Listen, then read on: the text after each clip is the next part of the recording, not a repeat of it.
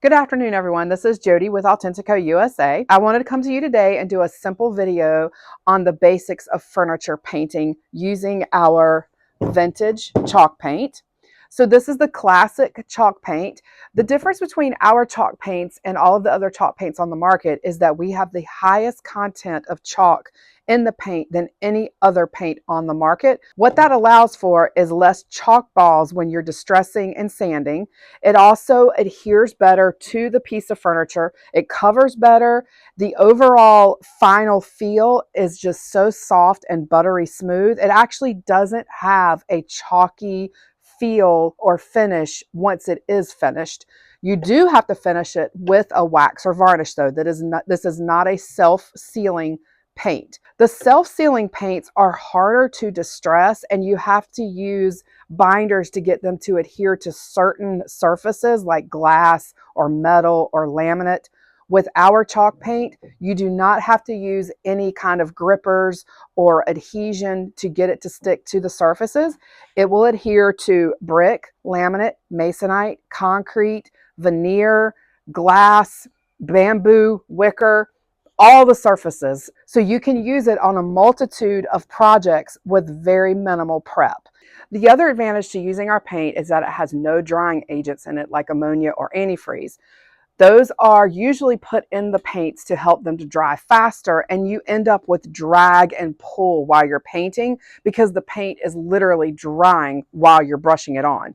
So those agents are not present in our paint, so that when you're painting, your brush just glides across the surface. It's almost like you're painting with a piece of silk.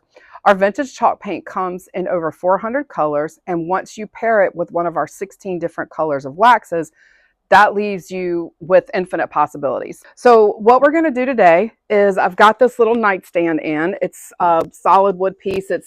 I think this is a factory finish. I don't feel any wax or any kind of finish on it. So we're going to do a prep work. I'm going to paint it and then we're going to finish it. So my first step in beginning with this piece is I'm going to remove the hardware. I'll probably change out the knobs on this piece as well. Give it a little bit more of a snazzier hardware. Okay, once I have the hardware removed, I'm going to take my razor blade, and there's some stickers on this, and I'm going to just remove the stickers. Okay, the next step is I want to use our OmniClean furniture cleaner. This pulls out a lot of smoke stains, built up furniture polish, built up fingertip oils, any kind of debris that's built up on the surface, and it just kind of opens the pores of your piece to get it prepped and ready for painting. This is a concentrate. It's 1 part OmniClean to 10 parts water. So what I'm going to do is I'm going to spray a generous amount onto the top of the surface. And then I'm going to take my chip brush, just a little cheap throwaway brush, and I'm going to spread it out. You can actually smell the odors that it's pulling out from the surface when you're working with it. That's a good sign that it's working. And actually, I have not gotten enough on this, so I'm going to wet it even more. You really do want a generous amount on there. All right, and then you let that sit for 30 seconds. Woo! You can smell it, yeah. And you definitely don't want to let it dry while it's on there. If you see that it's starting to dry too soon within the 30 seconds, go ahead and wipe it up. But if it were to dry on the surface, you would have to repeat the process. Okay, so that's about 30 seconds. All right, so I'm going to wipe that off. Look at all that it pulled off. All that dust and dirt and grime is just gone. Now, if you feel like you need to repeat this process, you absolutely can. You can do it 2 or 3 times if you want to. Just depends on how much is coming off on the towel. I think I'm pretty good with this though, because as I'm wiping it again, there's no more coming off on my towel. If it was, then I would repeat. Is this the part where you play music as I?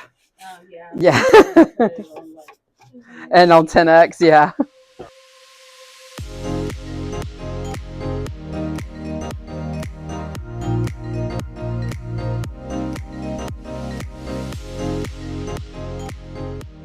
So once you get the entire piece done with the OmniClean, you need to give it time to dry. It usually dries in 5 to 10 minutes, just depending on the temperature. And then once it's dry, you're going to take a medium grit sanding sponge and you're going to do just a gentle sanding. Now, a lot of people say, oh, aren't you supposed to sand first and then clean? Well, the reason why I do it backwards, so to speak, is because the OmniClean is such a good, powerful cleaning agent that it actually makes it easier to sand, and you don't have to sand that hard. I honestly could probably skip the step of sanding, but I still like to just kind of run my sander over it. And as you can see, I'm just using a block sander, not a power sander, just to get up anything that maybe the OmniClean missed, like maybe some of that sticker residue that I pulled off. But just a gentle sanding. You're not trying to completely strip it or take it down to the original substrate. You're just trying to rough it up and give it some tooth. That also, if you were to do the sanding ahead of time and then do the cleaning, the OmniClean would actually wet that tooth, and then you wouldn't have the tooth anymore. So that's why I do it opposite.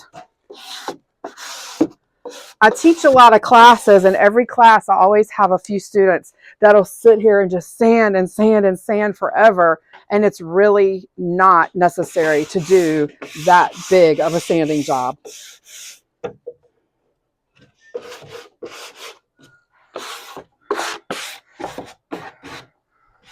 Just very easy and gentle.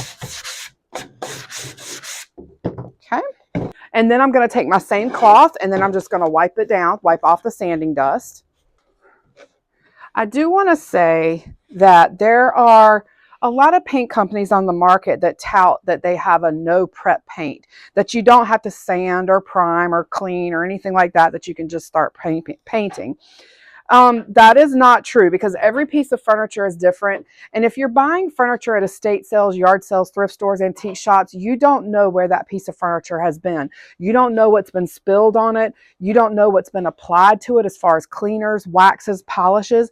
And if you just paint on top of a surface without doing any prep to it, you're really risking the paint just not adhering to the surface. You're putting it on an unstable surface, so the paint will not adhere properly and it will just come off over time. I've seen it happen many times. People will come in here and they'll say, I got a paint from somewhere else. They said I didn't have to do any prep, and I didn't do any prep, and now the paint's coming off. Well, it's because there is no such thing as a no prep paint. So the prep on this simple piece took less than 5-10 minutes. So invest that prep time in your piece so that later on down the road, you won't have any problems. So moving on, I'm going to use the Autentico Vintage in the milk color. This is a nice soft white. When I'm starting on a piece, if it's a simple piece like a nightstand, an end table, an accent table, I start at the top and I'll work my way down.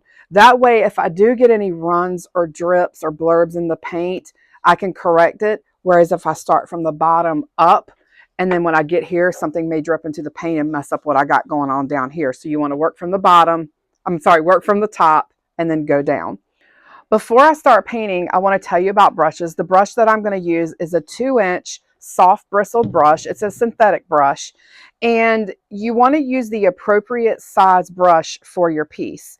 If this brush was used, obviously that's not going to cover the surface. You're going to be doing too many strokes to cover, so you want to use a 2-inch brush for this type of surface.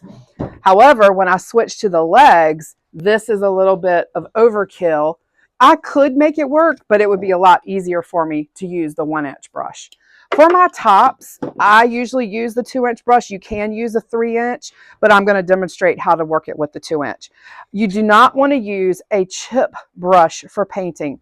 Chip brushes are for cleaning, they're for waxing, they're for glazing. They're just cheap throwaway brushes that are really not to be used for painting. Okay, I take my brush and I put it in the can about halfway down. The natural reaction for people would be, oh, take it all off. That is not what we do, okay? Because now what's going to happen is you're going to be painting this, and because you hardly have any paint on your brush, you're going to be overstroking it, trying to get coverage with not a lot of paint on your brush, and you're going to start working air into the paint, which leads to brush strokes. So you take it, go about halfway down, go about halfway down, and I just jiggle off the excess. I do not scrape off the excess. Okay, and I've got it like that on my brush, and then I'm going to start at the top and I'm going to go all the way down. And when I go all the way down, it starts to get thin towards the bottom, so then I flip my brush and I come right back up. And then I'm going to do the same thing here, flip my brush and come right back up. Give it a couple more passes. Now, and then I'm turning my brush to the side to get the top of the drawer front. You can use painter's tape if you want. That's just a personal preference. I just usually keep a towel handy and just wipe off my edges. Your first coat should look just like this, not perfect. If your first coat is perfect, I can guarantee you that you're going to have brush strokes, you're going to have texture in the paint, you're not going to have a finished look. Your first coat is setting up your base coat is setting up for your top coat. Your top coat should be your perfect coat, and that will fill in all the gaps and all the unevenness.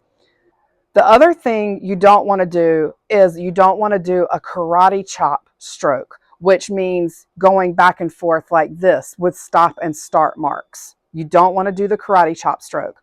So you start off and you finish off, start off, finish off.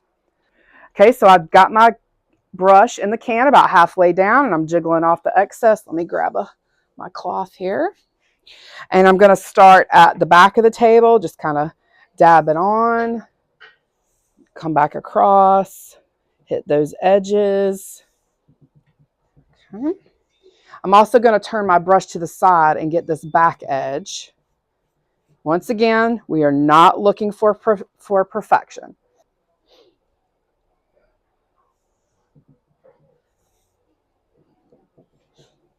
We're connecting those strokes. We're not overstroking. And we've got just the right amount of paint on the brush.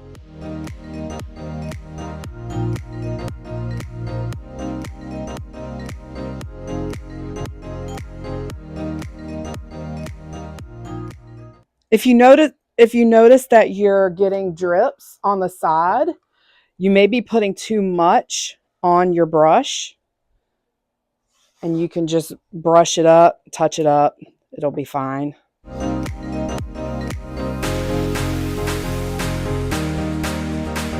And I'm going to turn to the side, and you can either brush up like I'm doing here, or you can turn your brush on its end and go straight across. Or you can do both like I just did.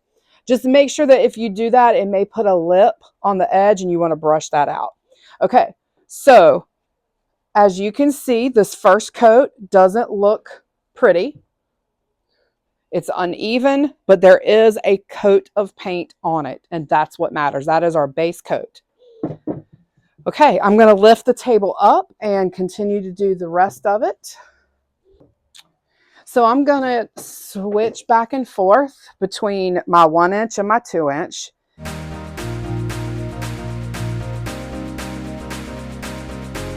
Actually putting a little bit more on my paintbrush here. It's kind of hard not to get karate chop strokes on these longer pieces, but just do the best you can. Maybe get it on and then spread it out like that. That's perfect. I'll give you an example on this leg, what a karate chop stroke would be like. So you can actually see those stop and start marks there. That will definitely transfer to your final look when it's not done correctly. So we want to avoid that. Okay, so get in and get out. Paint the bridge piece. So while I'm painting this, I want to talk with you also about bleed through. So bleed through is what happens when you paint your piece, and as it starts to dry, you may see splotches of color coming through, like reds, browns, pinks.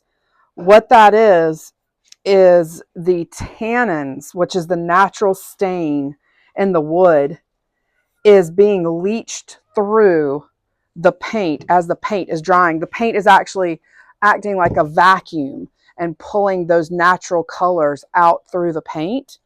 And like I said, that's called bleed through. Sometimes it doesn't happen. Sometimes it does happen. You never know when it is going to happen. But if it does happen on this piece, there's a very easy solution to fix bleed through. And that is, you would spot apply a coat of clear shellac. You can buy it in a spray can, or you can buy it in a regular can, and you can paint it on. And you would, once the paint's dry, if you have any of those spots, you would just apply a couple of coats of the shellac. Let them dry in between coats though. And then you can just go and paint right over that. And that you don't have to remove what you've already done. You don't have to start over or anything like that. So it's a pretty easy problem to repair. But we get calls sometimes and people say, oh, my paint is turning pink, or there's these brown splotches coming through. Sometimes if you don't clean it well and it came from a smoker's home, you'll get tobacco residue coming through.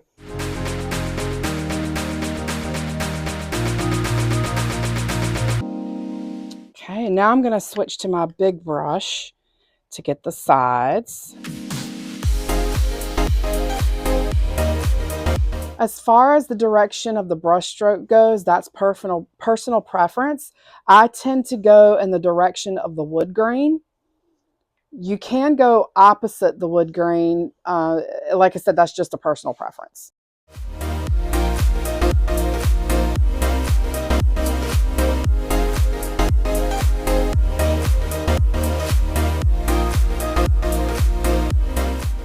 So I just happened to look up and notice that I had some drips.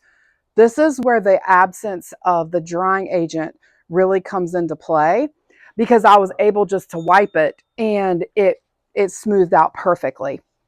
Whereas a lot of the other paints, if they have the drying agents present in it, it's already dry, or you try to paint over it and now you have like a shadow of a drip mark. But we didn't get that here.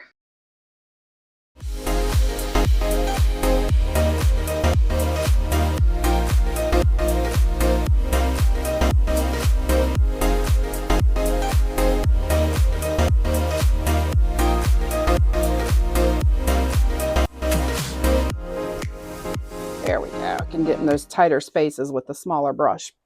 You do not have to clean out your brushes while you're waiting for the furniture to dry. I'm going to take a soaking wet paper towel, and I'm going to wrap it around my brushes. There's also an old trick where people put their brushes in the refrigerator. You can also do that. It's whatever you want to do. Okay, this is going to take approximately 45 minutes to dry. We will come back, we'll do a second coat, and then we'll do a finishing job. I do want to address another question that I do get a lot, and that is, should I paint the undersides of the furniture? That is a personal preference. If you're painting it for yourself, I wouldn't worry about the waste of paint. If you're painting it for resale and you want to, set yourself apart from other furniture painters, by all means, go ahead and paint the underside. It is totally a personal preference. There is no right or wrong. It's whatever you choose to do. Okay, so we're back. The table has been drying for about an hour, and as it's dried, there has been some bleed through to come through. So I'm glad that it happened, so I can show you guys what bleed through looks like. And this particular table has brown bleed through, and you can see there's just some ever so slightly brown shading. You can see where it's whiter in some spots and browner in others. Here's the drawer. The drawer has got some brown dots, and that's all bleed through from the tannins in the wood. It could also be nicotine that's coming through. If this piece of furniture came out of a smoker's home, the paint, as it's drying, as I mentioned earlier in the video, creates a vacuum and it pulls out the tannins and the stains in the woods. But we can easily remedy that. We do not have to remove the paint and start all over.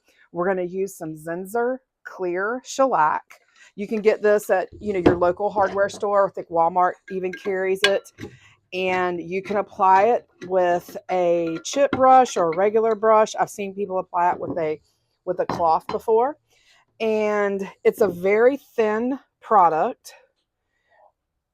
And we're just going to put it on where the bleed through is. You don't have to apply it over the whole entire table. This does have a little color to it, but don't worry, it's not going to show through on the paint when you get that final coat on. This is what's going to block the bleed through from continuing to happen. If you were just to go ahead and paint over this again and put a second coat on it, it would just continue to bleed through. The bleed through will not stop unless you use shellac on it.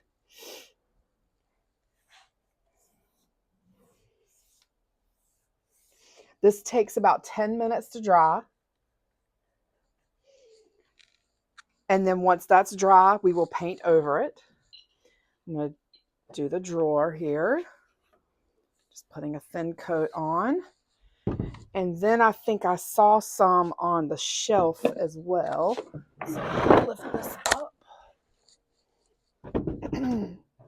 Yeah, there's a little there on the shelf on just this side. It doesn't seem to appear on that side.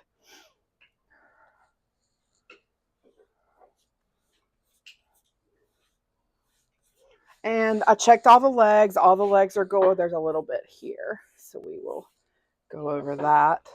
Some of the legs have it. Some of the legs don't. A little bit there. Okay.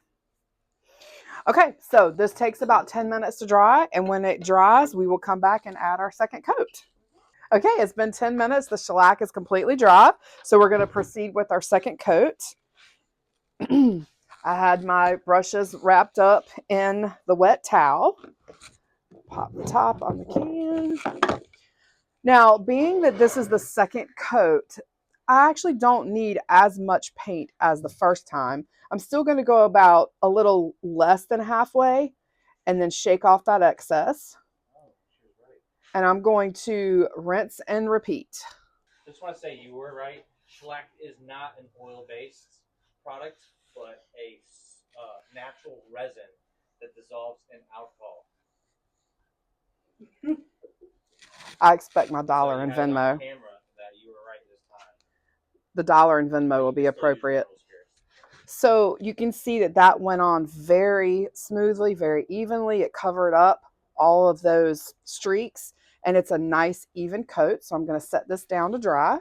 When you are hand painting with chalk paint, it is almost near unavoidable to get zero brush strokes. You are hand painting furniture, so you are going to have some brush strokes, but you want to minimize those as much as possible. And if you use the tips that I've given you, that will definitely help in minimizing those. Making sure you don't have too much or too little paint on the brush. Don't overstroke it. That will definitely help in the process.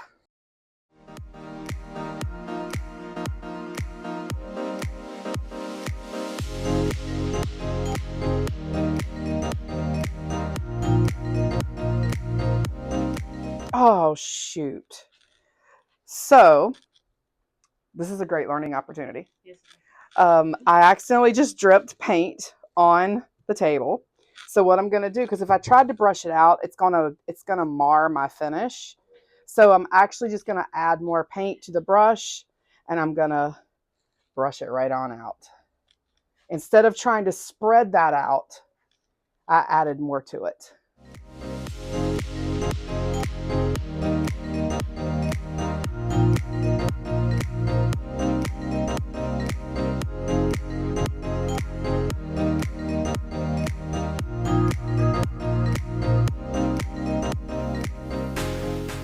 Y'all better be taking lots of pictures of this. It doesn't happen too often. It's like I love seeing your back while you paint. No, oh shoot. Thanks, guys. So as you can see, my second coat is really just filling in all of those thin spots, and it's evening everything out. It looks really good. And it's a good idea to have a variety of sizes of brushes in your toolbox because all furniture is different. You never know which size brush you're going to need.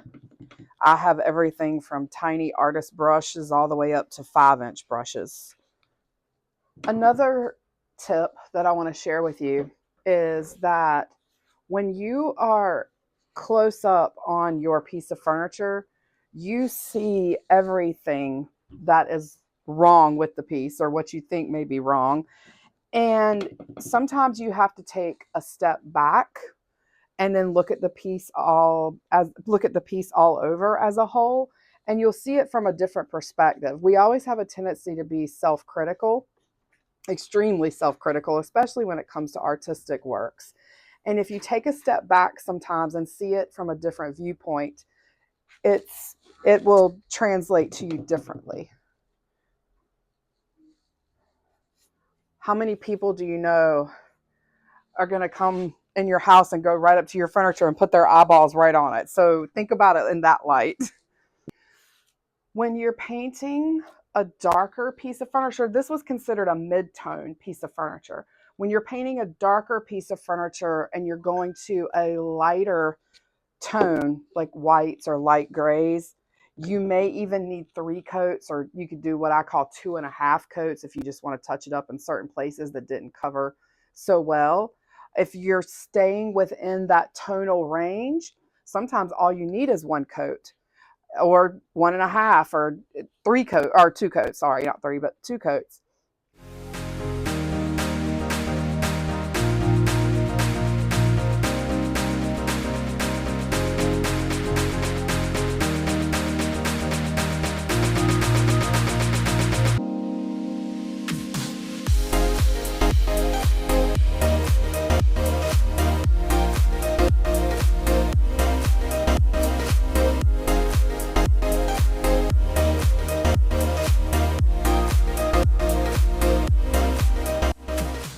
Okay, so we've got our second coat on, and this should take about 45 minutes to dry.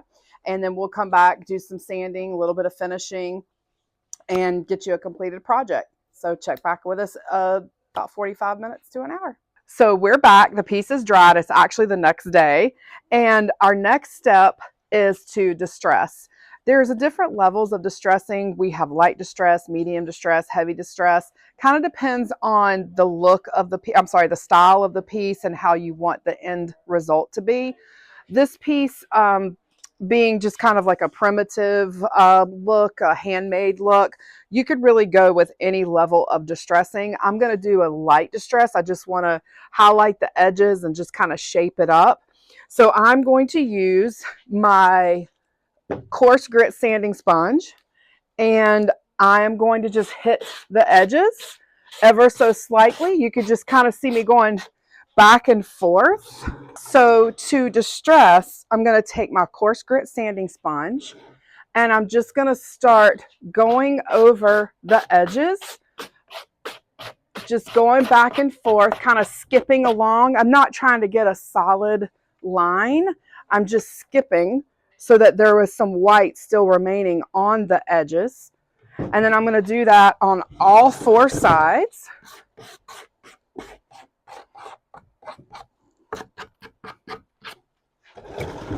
Already did that one. You might could even call this just a very light distress. I just want to shape it up, give it some contrast, show some of that original wood. If I wanted to go heavier and do a heavier distress, I would go on the flat surfaces, but I want my distressing to look natural. I don't want it to look forced. I want it to look as if it has been worn down over the years. Sometimes people tend to get a little bit too crazy and it doesn't look authentic. So for this piece, I'm just going with a very light distress and not going crazy with the heavy distressing. Same thing with my drawer. I'm just going to hit the edges a little bit on all 4 sides. Get some of that natural wood color coming through there. Okay. Now for my final sanding, what I like to do is take a fine grit sanding sponge and I give what's called a knockdown sanding. And that's where I take my sanding sponge and I just go in long sweeping motions flat across the surface. And what that's doing is it is knocking down any brush strokes, getting any kind of debris that may have landed on the paint while it's drying out. And it just gives it a nice buttery smooth surface. And just knocking that down and wiping that off, and it is super smooth. So now I will go over all of the sides, all of the legs, all of the flat surfaces, and I'm just giving it a gentle sanding.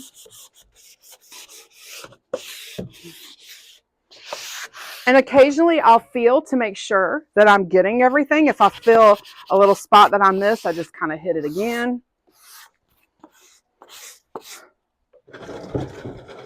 Now, with the distressing and sanding, if you happen to sand too much and it removes more paint than you like, just repaint it. Just touch it up with a little artist brush. If you don't sand it enough and you want to distress more, just keep going.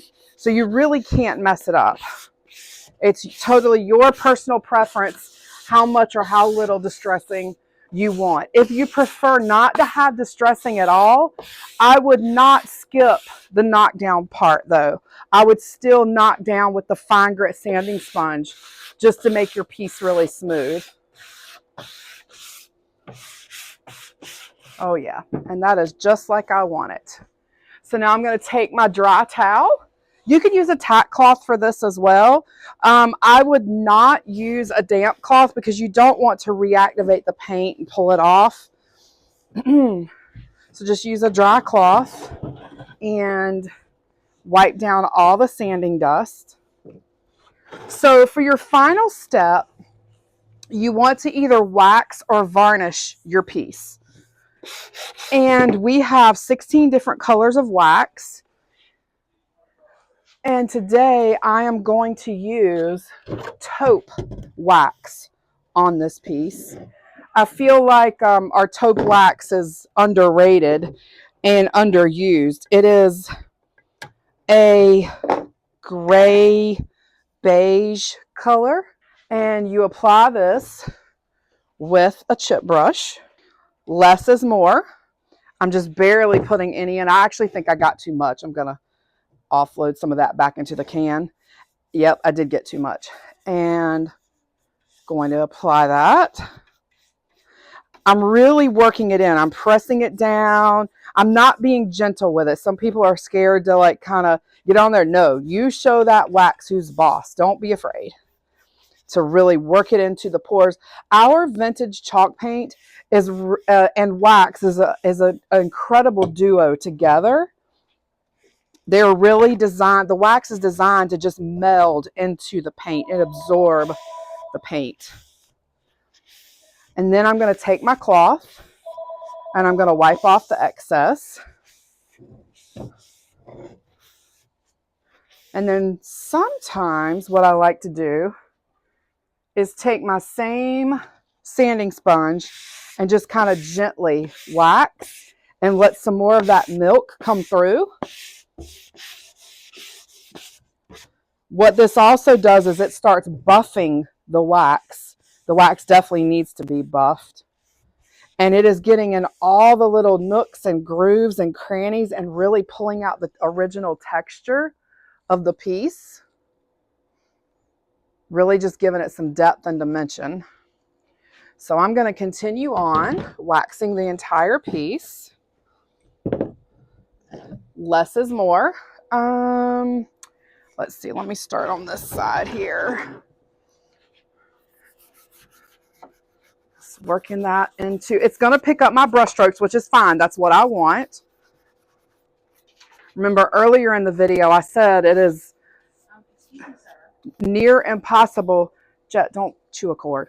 Near impossible to not have a few brush strokes when you're hand painting. Even with the best paints and the best brushes, you're hand painting. The only way to get a completely free, stroke-free, brush stroke-free surface is to spray.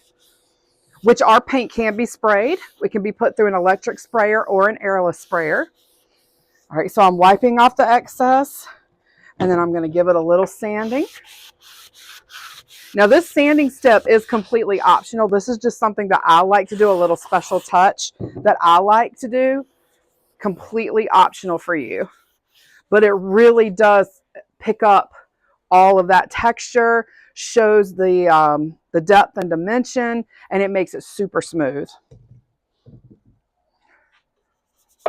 And you don't need a fancy brush to apply the wax with. I'm just using a cheap chip brush. We do have wax brushes. There are wax brushes on the market that you can get. You can even apply the wax with a shop towel or a cloth or rag. It's whatever your choice, whatever you choose, whatever you like.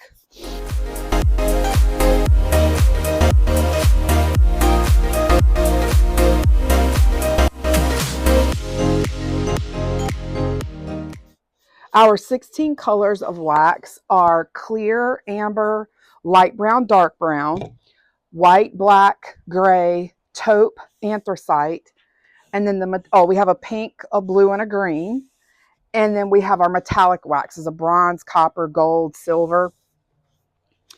So you can use any of those waxes on top of the vintage paint. But like I said, I chose the taupe because I feel like the taupe is an underrated wax. It would look best on your whites, grays. You could go over some greens with it, just depends on the tone of the greens. Same thing with blues, just depends on the tone of the blues. Any of your neutral colors, the taupe wax will look good over.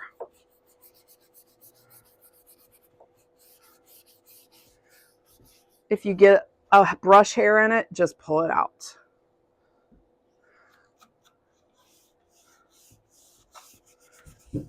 Just make sure you really work it into the pores of that paint.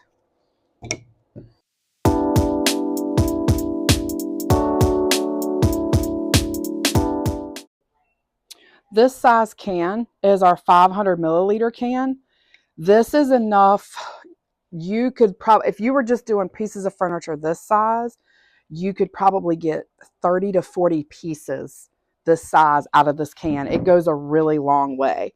We do have it in smaller cans. We have it in the half sizes, the 250 milliliters. And then if you're teaching classes or doing a lot of big projects, we do have it in the 5-liter cans as well. Those take forever to go through.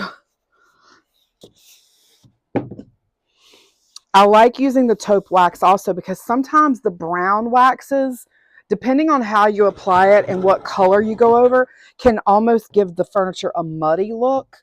And we definitely don't want that look. Whereas the taupe wax, it gives it the aged look, but not the muddy look.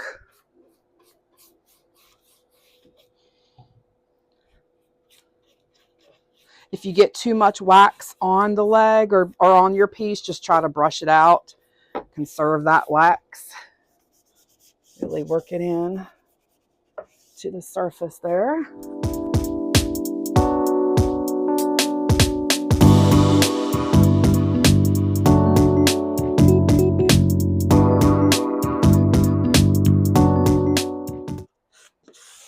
Don't ever forget to use the sides of your sanding sponge. That's valuable real estate as well. A lot of people just use the bigger sides, but I always try to use those sides as well.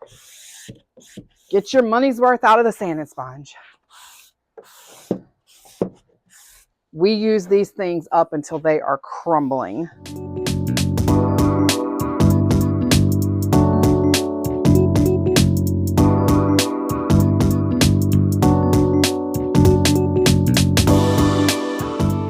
If you've also noticed, I've tried to use the same blue towel just to conserve on my supplies.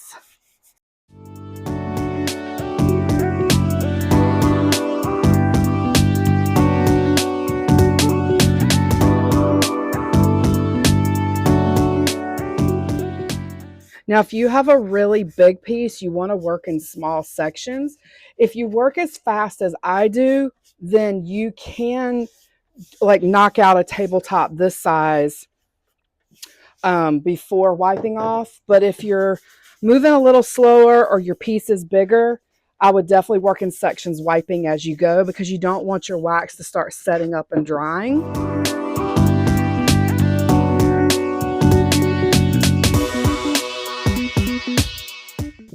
It almost has that popular Pottery Barn look to it that everybody's going crazy over right now. And I feel like I want to distress the edges a little more, so I'm going to switch to my coarse grit and kind of hit the edges on top here. Yeah, get some more of that wood coming through.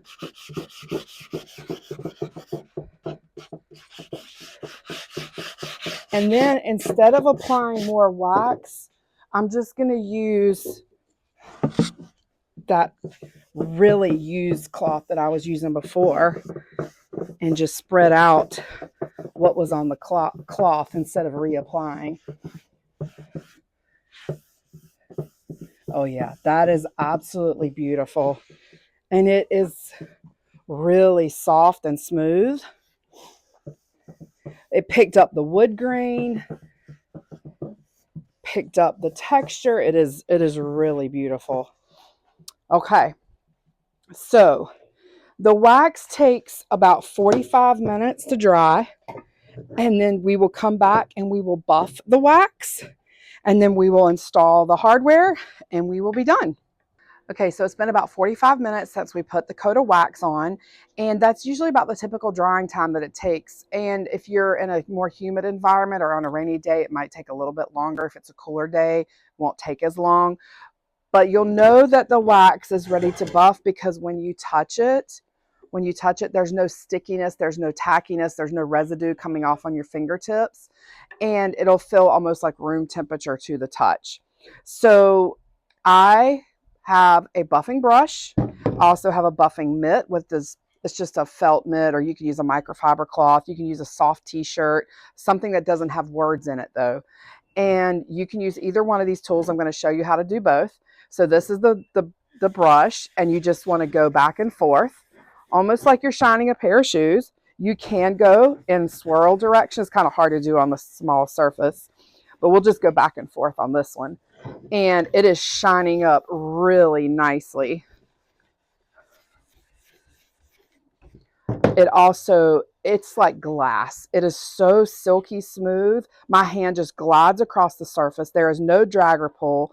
When you do go to buff, if all of a sudden it starts dragging and pulling and the wax starts coming off, then you know that you have not let the wax dry long enough. Stop what you're doing, reapply the wax, and then let it re-dry and then rebuff. But take a look at this. You can see how it's really just shining up.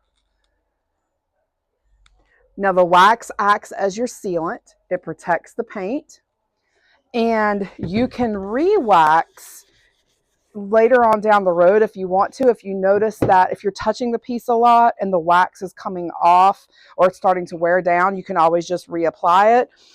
Or if it's starting to look dull but the wax color is still there, just rebuff it. It'll shine right up.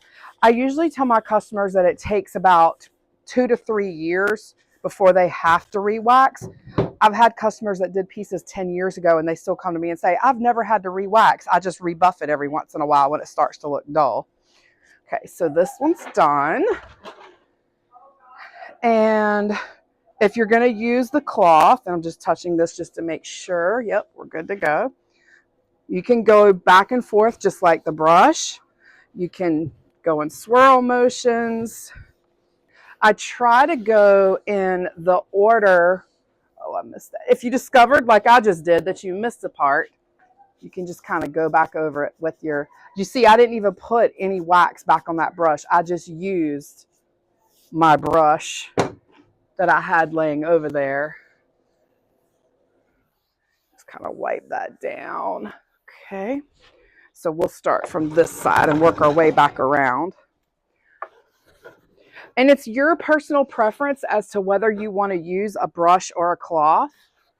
The brush I have found is easier to handle. It goes faster, but some people just like to use a cloth. You never have to wash the brushes out, but I do recommend having separate brushes for separate colors of wax. We have a brush for our clear wax. We have a brush for our white wax. We have a brush for our brown waxes, gray waxes, because if you were to, say, use your clear wax brush on this, then later on when you go to buff something that was clear wax, the old wax is going to transfer and it's going to mess up your finish. So keep your wax color brushes separate from each other. And then you don't have to wash them out. You could wash them out if you wanted to, but save your time. They'll never go bad. You just put them in a Ziploc bag or leave them in a drawer somewhere. It is shining up really nicely. And I wouldn't call it a gloss finish. I would call it a soft glow. Maybe a satin or eggshell finish, but not a high gloss finish by any means. Now, care for a waxed piece is fairly simple. You don't want to use furniture polish on a wax piece. Furniture polish has a solvent in it that will remove the wax over time.